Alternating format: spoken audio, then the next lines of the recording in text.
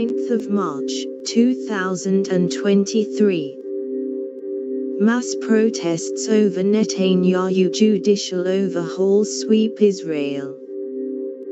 A demonstration against a proposed judicial overhaul blocked a road to the country's main airport, near Tel Aviv, disrupting a visit by the U.S. Defense Secretary.